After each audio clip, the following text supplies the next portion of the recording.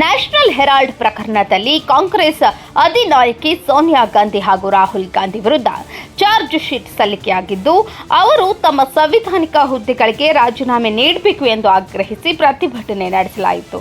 ಇಂದು ಬೆಳಗಾವಿ ನಗರದ ಚನ್ನಮಾರುತದಲ್ಲಿ ಬಿಜೆಪಿ ಯುವ ಮೋರ್ಚಾ ವತಿಯಿಂದ ಕಾಂಗ್ರೆಸ್ ನಾಯಕರ ವಿರುದ್ಧ ಘೋಷಣೆ ಕೂಗಿ ಪ್ರತಿಭಟಿಸಲಾಯಿತು. ಬಳಿಕ ರಾಹುಲ್ ಗಾಂಧಿ ಹಾಗೂ ಸೋನಿಯಾ ಗಾಂಧಿ ಅವರ ಭಾವಚಿತ್ರ ಸುಟ್ಟು ಆಕ್ರೋಶ ಹೊರಹಾಕಿದರು. ನ್ಯಾಷನಲ್ ಹೆರಾಲ್ಡ್ ಪ್ರಕರಣದಲ್ಲಿ ಕಾಂಗ್ರೆಸ್ ಪಕ್ಷದ ನಾಯಕರಿಗೆ ಇಡಿ ಛೀಮಾರಿ ಹಾಕಿದೆ. ನ್ಯಾಷನಲ್ ಹೆರಾಲ್ಡ್ ಪ್ರಕರಣದಲ್ಲಿ ಕೋಟ್ಯಾಂತರ ರೂಪಾಯಿ ಹಗರಣವನ್ನ ತಾಯಿ ಮಗ ಸೇರಿ ಮಾಡಿದ್ದಾರೆ.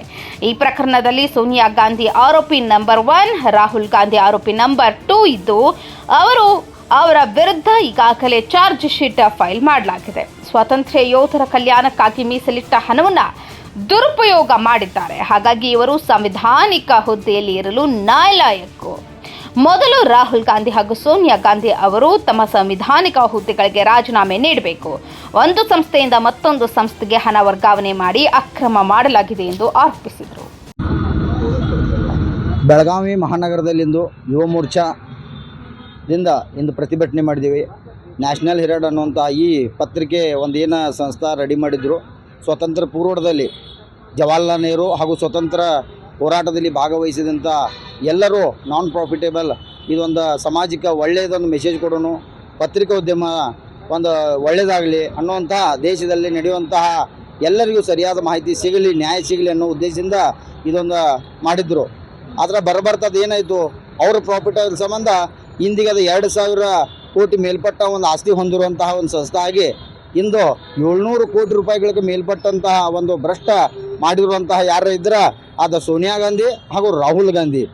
ಆ ರಾಹುಲ್ ಗಾಂಧಿನೂ ಒಂದು ಸಂವಿಧಾನಿಕ ಹುದ್ದೆಯಲ್ಲಿ ಇರುವುದರಿಂದ ಭಾರತೀಯ ಜನತಾ ಪಾರ್ಟಿ ಅದನ್ನು ವಿರೋಧ ವ್ಯಕ್ತಪಡಿಸ್ತದೆ.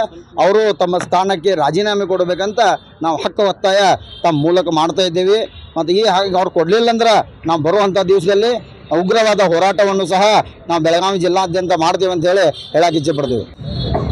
ಕುರುಡ ಭಿಕ್ಷುಕನ ತಟ್ಟೆಗೆ ಚಿಲ್ಲರೆ ಹಣವನ್ನು ಹಾಕಿ ನೋಟನ್ನು ಎತ್ತಿಕೊಳ್ಳುವಂತಹ ಕೆಲಸವನ್ನು ಮಾಡ್ತಿರುವಂತಹ ಕಾಂಗ್ರೆಸ್ ಪಕ್ಷದ ನಾಯಕರಿಗೆ ನಿನ್ನೆ ಇತ್ತೀಚೆಗೆ ನಡೆದಂತಹ ಬೆಳವಣಿಗೆಯಲ್ಲಿ ಇಡಿ ಛೀಮಾರಿಯನ್ನು ಹಾಕಿರುವಂಥದ್ದು. ನ್ಯಾಷನಲ್ ಹೆರಾಲ್ಡ್ ಕೇಸ್ನಲ್ಲಿ ಯಾವ 751 ಕೋಟಿಗೂ ಅಧಿಕ ದೊಡ್ಡ ಹಗರಣವನ್ನು ತಾಯಿ ಮಗ ಸೇರಿ ಮಾಡಿದ್ದಾರೆ. ಇವತ್ತು ಅದೇ ಕೇಸಲ್ಲಿ ಅವರು ಆರೋಪಿ ನಂಬರ್ 1 ಹಾಗೂ ಆರೋಪಿ ನಂಬರ್ 2 ಅವರ ಮೇಲೆ ಆದಂಥ ಈ ಚಾರ್ಜ್ ಶೀಟ್ ಫೈಲ್ನಲ್ಲಿ ಇದಾಗಲೇ ಬಹುದೊಡ್ಡ ಆರೋಪ ಕೇಳಿ ಬಂದಿರುವಂಥದ್ದು. ಕೇವಲ 50 ಲಕ್ಷ ರೂಪಾಯಿಗಳನ್ನು ಹೂಡಿ 750 ಕೋಟಿಗೂ ಅಧಿಕ ಹಣವನ್ನು ಸ್ವಾತಂತ್ರ್ಯ ಯೋಧರ ಕಲ್ಯಾಣಕ್ಕಾಗಿ ಮೀಸಲಿಟ್ಟಂಥದ್ದನ್ನು ಗುಳುಂ ಮಾಡುವಂತಹ ಒಂದು ಬಹುದೊಡ್ಡ ಕಾಂಡವನ್ನು ಈಗೇನು ಕಾಂಗ್ರೆಸ್ ಪಕ್ಷದ ನಾಯಕರು ಮಾಡಿದ್ದಾರೆ. ಇವರು ಸಾಂವಿಧಾನಿಕ ಹುದ್ದೆಯಲ್ಲಿ ಇರಲಿಕ್ಕೆ ನಾಲಾಯಕರು ಅನ್ನೋದನ್ನು ಭಾರತೀಯ ಜನತಾ ಪಾರ್ಟಿ ಇವತ್ತು ಮನಗಂಡು ವಿರೋಧಿಸ್ತಾ ಇರುವಂಥದ್ದು. ಅವರು ಮೊಟ್ಟ ಮೊದಲನೇದಾಗಿ ಅವರ ಸ್ಥಾನಗಳಿಗೆ ಸಾಂವಿಧಾನಿಕ ಹುದ್ದೆಗೆ ರಾಜೀನಾಮೆ ಕೊಡಬೇಕು.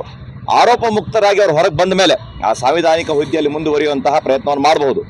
ಆದರೆ ಯಾವ ಜನರನ್ನು ನಂಬಿಸಿ ನಿಮ್ಮ ಕಲ್ಯಾಣವನ್ನು ಮಾಡ್ತೇವೆ ಅಂತ ಹೇಳಿ ದೇಣಿಗೆಯನ್ನು ಸೇಕರಿಸಿ ಒಂದು ಸಂಸ್ಥೆಯಿಂದ ಇನ್ನೊಂದು ಸಂಸ್ಥೆಗೆ ಹಣವನ್ನು ವರ್ಗಾಯಿಸಿ ಆ ಶೇರ್ಗಳನ್ನು ತೆಗೆದುಕೊಂಡು ನೂರಾರು ಕೋಟಿ ರೂಪಾಯಿಗಳ ಅವ್ಯವಹಾರವನ್ನು ಮಾಡಿರುವಂತಹ ಕಾಂಗ್ರೆಸ್ ಅಧಿನಾಯಕರು ಮೊಟ್ಟ ಮೊದಲನೇದಾಗಿ ನೈತಿಕತೆಯನ್ನು ಹೊತ್ತು ಆ ಸ್ಥಾನಕ್ಕೆ ರಾಜೀನಾಮೆ ಕೊಡಬೇಕು ಅಂತ ಆಗ್ರಹಿಸಿ ಇವತ್ತು ಭಾರತೀಯ ಜನತಾ ಪಾರ್ಟಿ ಯುವ ಮೋರ್ಚಾ ಬೆಳಗಾವಿ ಸೇರಿದಂತೆ ರಾಜ್ಯಾದ್ಯಂತ ಹಾಗೂ ರಾಷ್ಟ್ರಾದ್ಯಂತ ಒಂದು ಪ್ರತಿಭಟನೆಯನ್ನು ಮಾಡ್ತಾ ಇದೆ.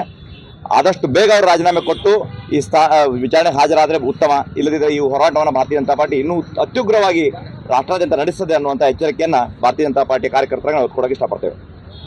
ನೀವು ನೋಡ್ತಿದ್ದೀರಾ, ಇದು ನ್ಯೂಸ್ 88 ಕನ್ನಡ, ಸುದ್ದಿಯ ಜೊತೆ ಸದಾ ನಿಮ್ಮೊಂದಿಗೆ.